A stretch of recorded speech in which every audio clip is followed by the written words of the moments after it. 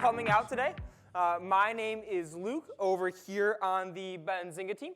I just want to take a minute to tell you that we're doing things a little bit differently with the awards this year. We've got two things going on. The first is we've got our Fintech lists. This is a group of 150 of the most interesting, astonishing, surprising companies, from the newest startups to the most established firms that are making waves in our industry. Split across about 20 different categories. We've got a lot of the companies represented in these lists here at the event today. And then tonight, we're going to be representing or recognizing 10 companies who have done something especially interesting or especially innovative throughout the year. I'm also proud to announce that we've teamed up with Investnet Yodlee for the event. They've been an incredible partner for us and a big part of putting this on. Throughout the day, we encourage you to network, as I'm sure Jason said just a few minutes ago. Make relationships, make connections, and it's my pleasure to announce Jewel Tankard, who will be your MC for the day. Everybody give her a round of applause. Thank you. Hello, everybody. Today is going to be so exciting. I was just sitting in the backstage and listening to the conversation. It's amazing what you can learn just in the conversation. So let's get right to it. All right, so we're going to be introducing the most innovative lender. We all know how important that is. The following companies are being recognized for the most innovative lender: Rocket Mortgage, Cabbage, Funding Circle, Sophie, and Home Light. Let's give it up for them. Yes. All right, so now let's do the introduction to our Fireside Fintech Industry Forecast. And it's going to be my pleasure to kick off our first Fireside with Gene Munster, founder of Loop Ventures, moderated by Benzinga's own Joel Elkinen, host of Pre-Market Prep. Everyone, please welcome Gene and Joel.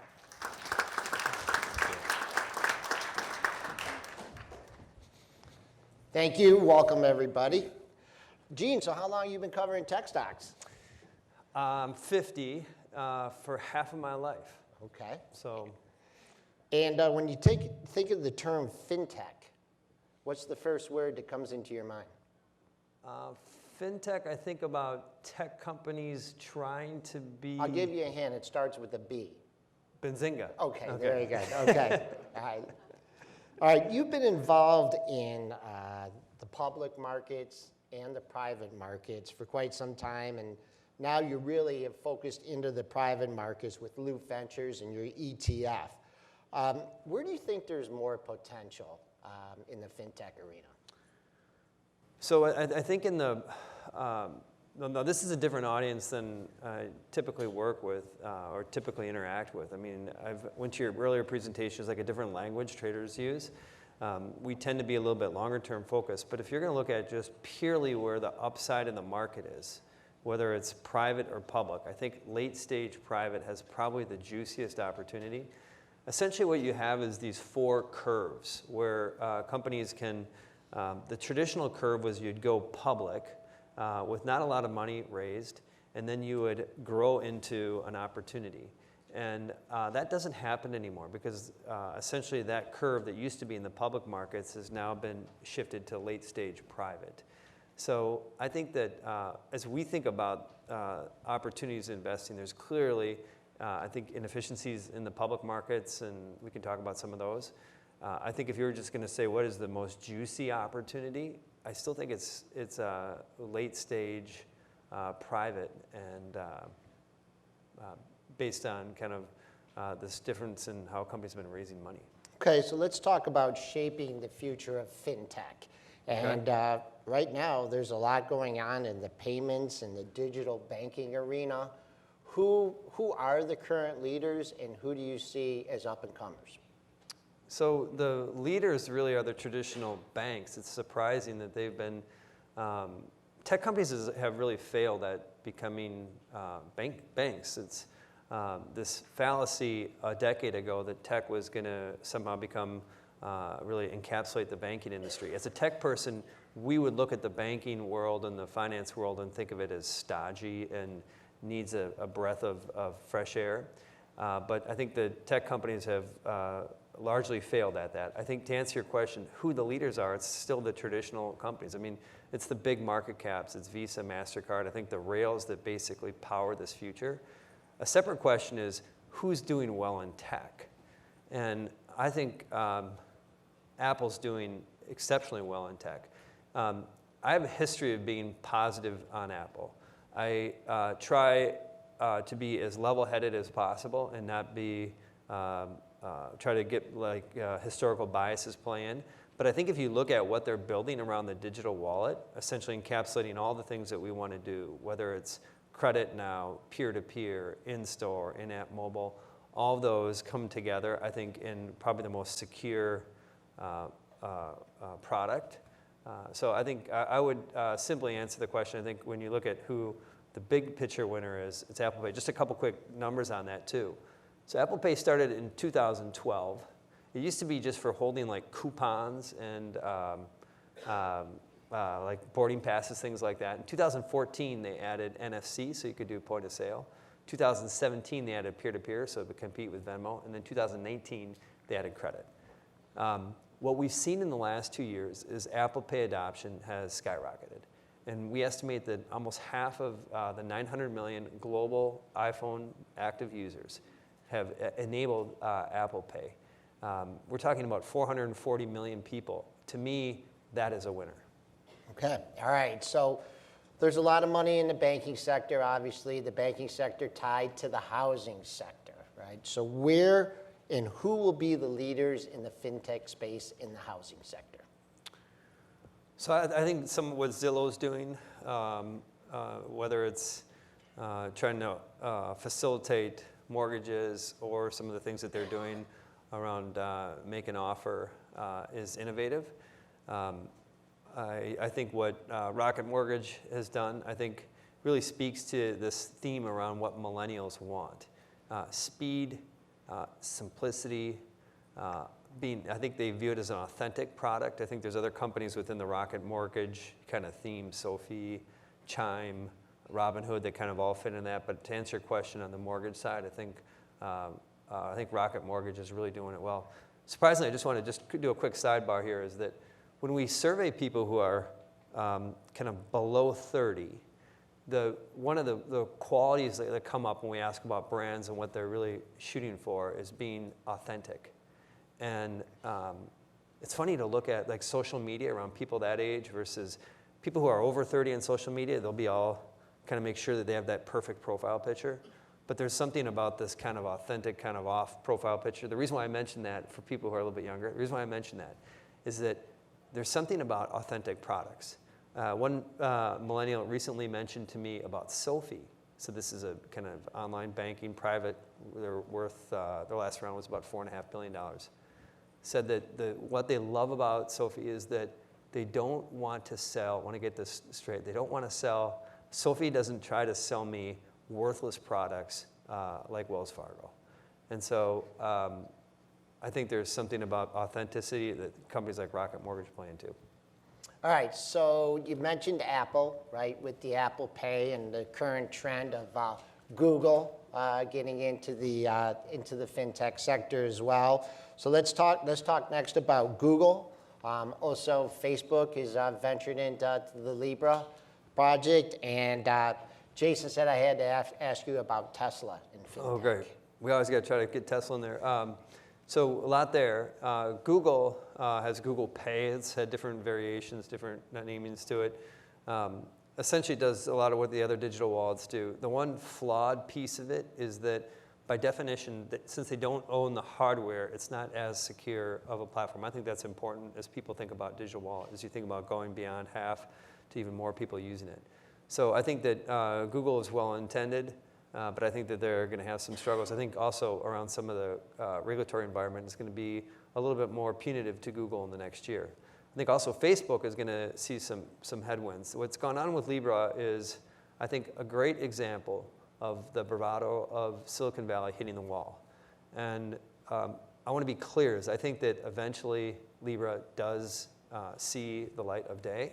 For those of you who've been following it more closely, they've lost some of their key partners recently. They announced it several months ago with some big partners, MasterCard, Visa, PayPal have recently announced that they will no longer support it. But just a quick minute on Libra, because I think it's important relative to the fintech conversation, is that money as it stands today has a lot of friction around it. When you go to purchase something and you swipe your card, most consumers believe that that transaction is complete when you take your items. In fact, it takes a few days for that to actually close, for the merchant to get the money, for example. Why that's important is it's an example of some of the friction around payments, not to mention some of the global as you start moving money around the world. My point is that there is an opportunity around some digital currency that I think is an undeniable trend. We're going to get there. I don't know if Facebook is going to be the one to, I think they will have a product. I think their 2 billion users will make it a successful product. I think it will take a lot longer for them to get it out the door, maybe a couple of years. All right, so we're talking about the advancements in fintech, what's happened so far. But from your perspective, because you always have been looking at the future, what's fintech missing? I think this piece around digital wellness, I don't want to overplay the term, it gets used a lot around wearables and people's overall physical wellness. But I think financial wellness has been largely missed with a lot of these products. And we're starting to see a little bit more. But the ability to understand, as simple as what your interest rate is, how much that costs you, different ways to kind of whittle that down. You think about the student debt, that's a problem that we've intensely studied. Like Sophie, for example, has a part of a feature that helps students refinance their debt. They have a third party that they work with. But I think that just the concept of, we've essentially taken, in the last 5 years, we've tried to take some of the friction out of payments and created the digital wallet, whether it's giving money to friends through peer-to-peer or point of sale. But now we're going to have to start to shift to this next wave of products are going to be more about financial wellness. And I think that there was always this skepticism that if you gave people tools to be physically more healthy, they actually wouldn't want to do it, because it's really hard to be physically healthy. I mean, you have to make sacrifices to do that. But in fact, what we've seen is people have used these tools, whether it's Fitbit or Apple Watch, to make some changes. I think the same thing is going to happen in fintech.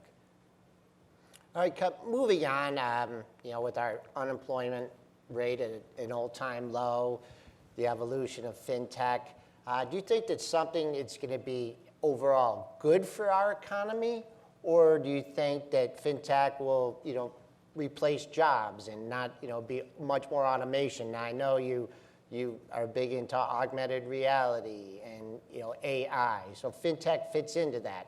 Do you think the long-term effects are going to be good or bad? And I guess let's just talk about the U.S. economy. So I think long-term it's good. I think that whenever you can improve efficiency, it's good. I think that the jobs that are getting taken away are jobs that people don't necessarily want to do. Some people are unfortunately just not equipped to do more advanced jobs, and there's some heartache that goes on around that, which is a different topic.